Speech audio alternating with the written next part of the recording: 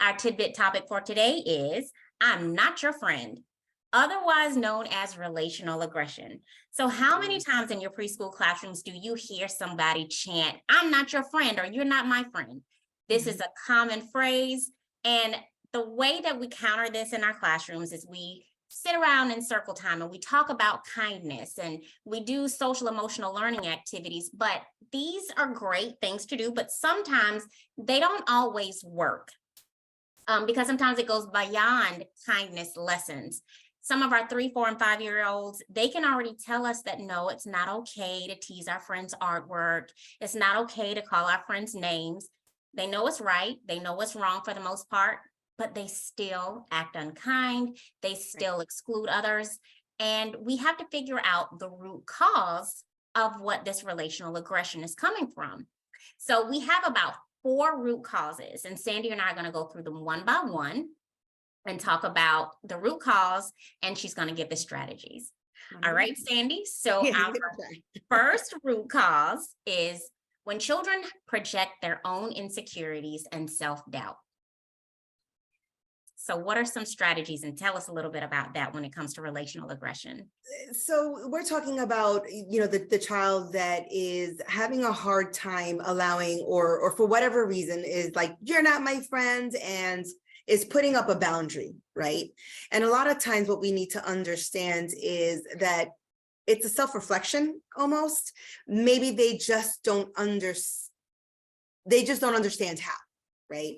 And so as the adult in the classroom, I think the number one thing that we need to really be aware of is not to shame.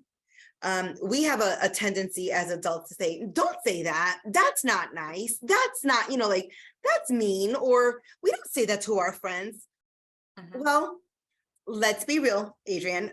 We do actually. We have a right and I'm going to take both perspectives, right? So you have a right and we as individuals and as the adults in the classroom have a responsibility to allow for our children to advocate for themselves, right? Absolutely. So we can handle this one of two ways. Either I'm going to provide you the words that I would like to hear in a kinder way, to kind of ease that way, that how harsh it sounds, or that's going to be an opportunity for me to step in and kind of navigate, like, well, why don't you want to play right now? Well, why aren't you friends? Did something happen? Is something bother? Like, we need to kind of really, really have those intense conversations with our children, but also understand that they have a right.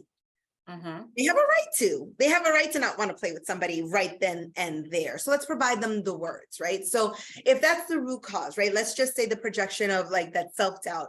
Maybe that child doesn't know how to accept an invitation, doesn't know, like, what are the rules exactly?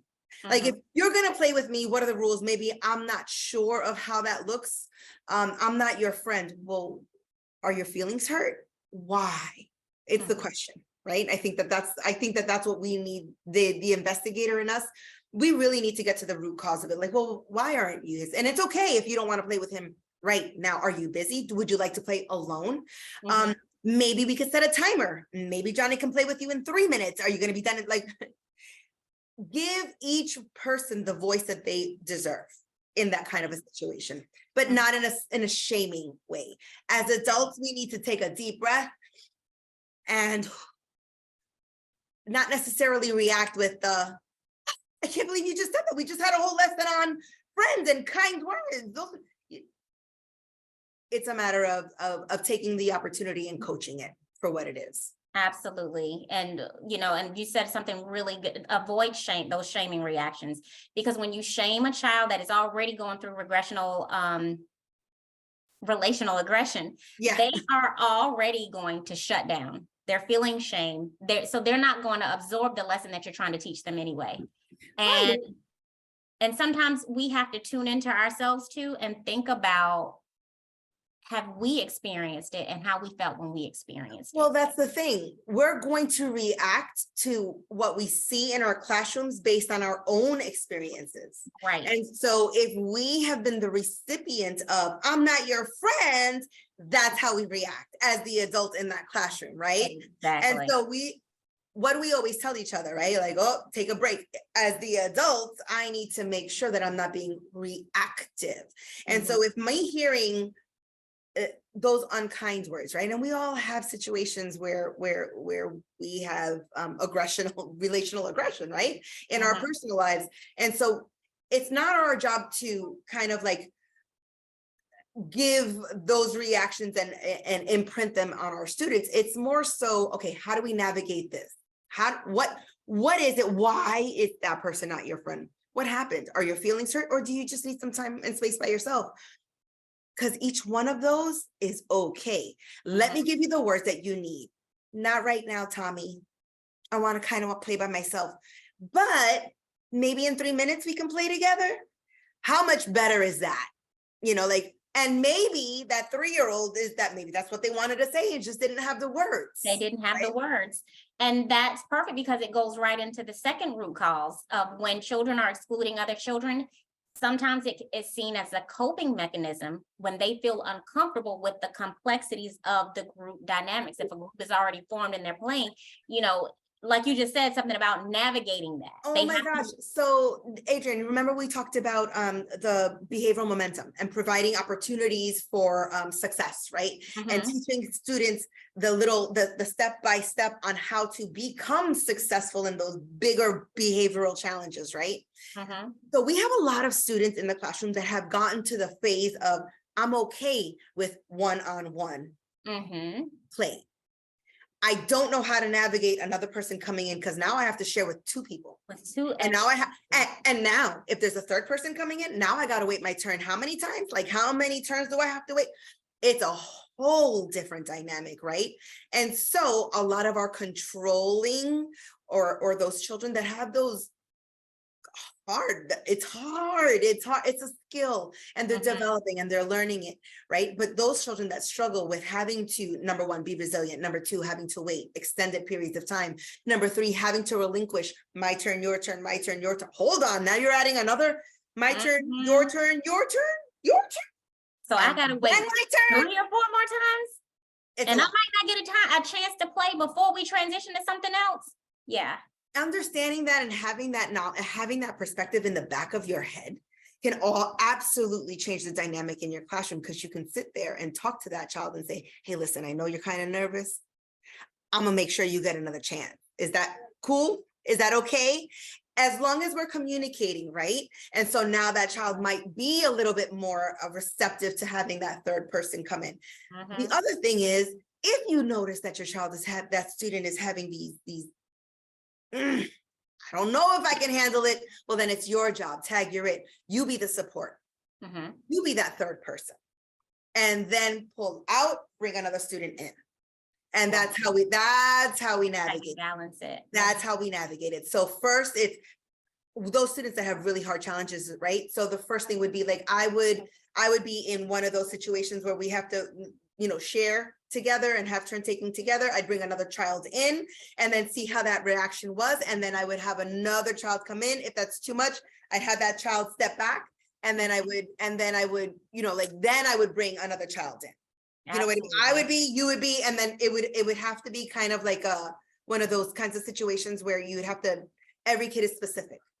So when you hear that one child that you've been working with, and I've seen gains with, but they're good with that one kid, and they're starting to have struggle with that second kid coming into play, that's when okay, they're at their zone of proximal, like that's their zone where like they need support, because right under it they can do it on their own, but above that they can't. That's where you come in and you be the buffer. Exactly. That's how I would handle that. Absolutely. And the other thing is, do you think it would be a good time to talk about and come up with a list of expectations when it comes to think about the power and the empowerment that you give back to those anxious students who don't necessarily know the rules of the engagement and just need it to be explained a little bit. And so maybe they can be part of the rule, creating the rules. And we both know if I'm a part of creating the rules, I've already created the buy-in. There's buy-in. Those are my rules. Those are my rules. So those are my rules. we're That's gonna not follow Miss my Sandy's rules. rules. That's not Miss Adrian's rules. Those are my rules, right? And so now you're having more buy-in. And absolutely, I would definitely do that. Good. And you know what? Everything that you say, it always leads into the next root cause, because the next root cause is when, you know, those children, when they are saying unkind words and saying you're not my friend, it gives them a sense of power when they feel powerless. Yes. So, you know, words are strong. Words are very strong. Words are strong. What are some strategies that we can do to help them feel, you know, less powerless and, you know, and keep them from harnessing that power to hurt others? I think it's really important to make sure that the child understands that they have a choice. What they don't really have a choice in is being unkind, right? Like that's the part. That's the part.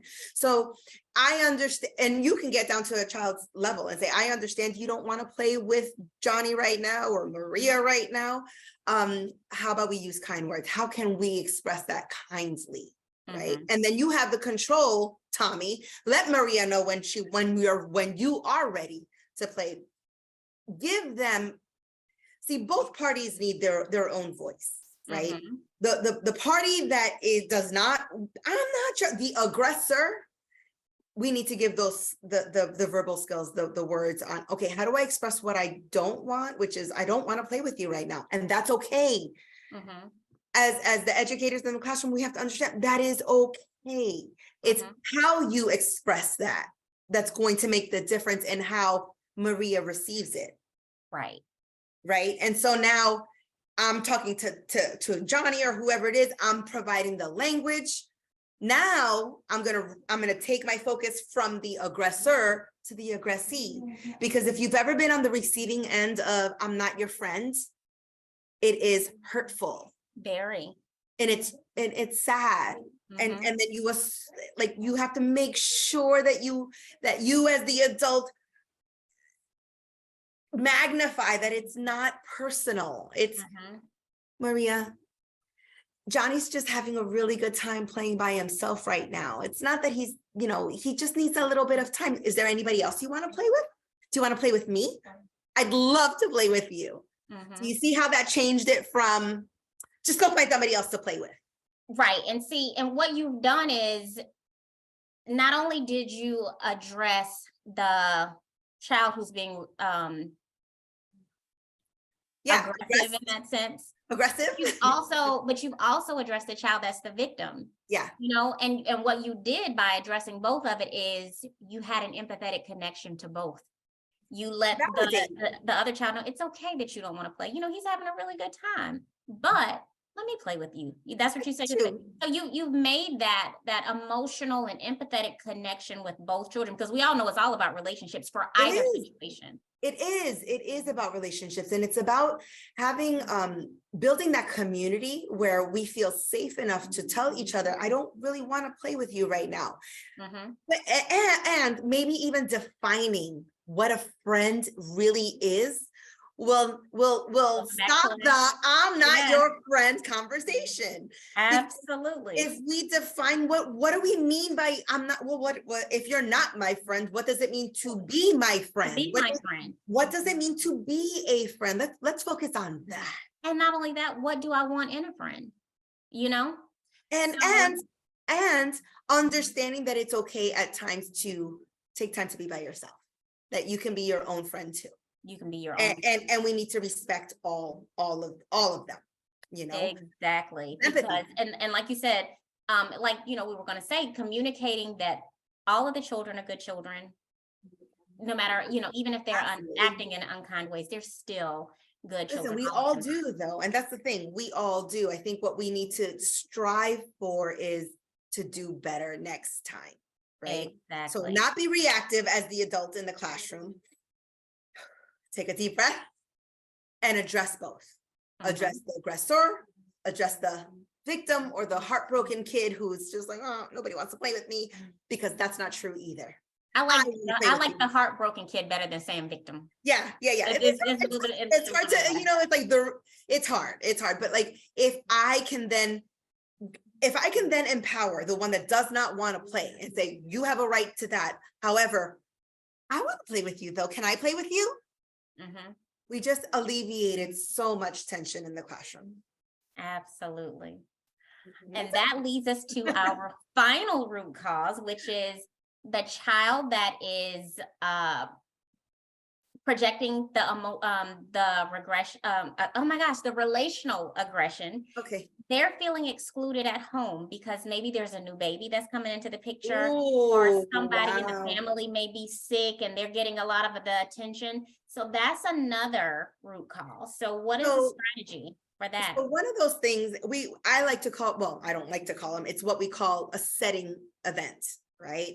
When we're talking about the functions of behaviors, then that's exactly what we're trying to find the why, right? Why did that child say, I'm not your friend? And now we're giving you strategies, right? So part of understanding the why in that would be the setting event of a new child at home, or maybe not even a new child, maybe a separation in the household, or a divorce of some sort, or a loss of some sort, right?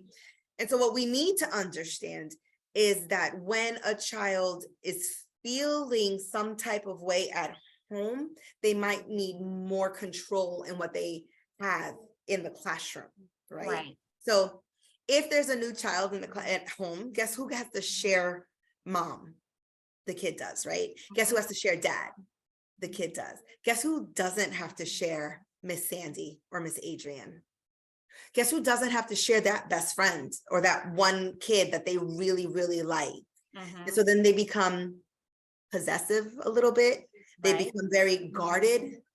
I want us to kind of switch the way we think of it and really realize that it makes sense if you think about it. Like, all of the attention that I used to get from my mom and my dad are now being given, rightfully so, to a younger sibling.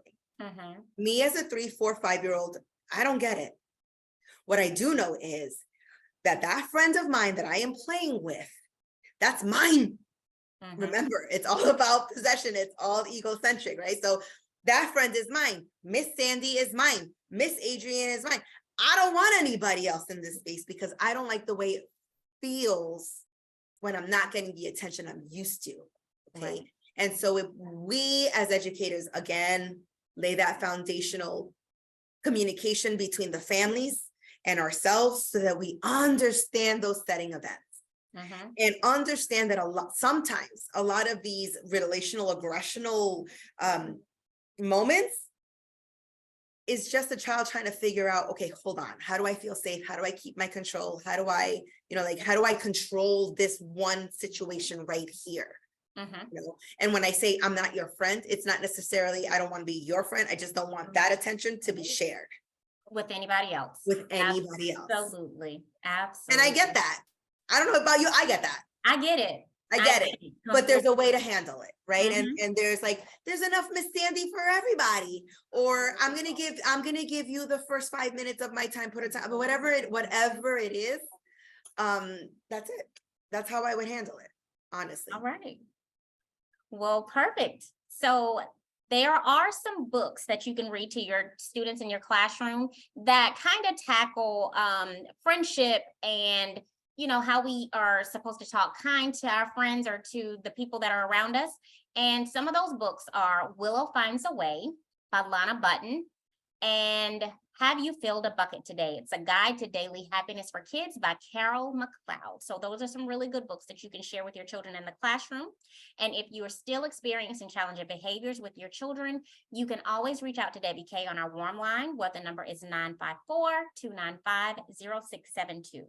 If you found this video and other videos of ours helpful, please like, share, and subscribe. Thank you, and we'll see you back here next time. Next week.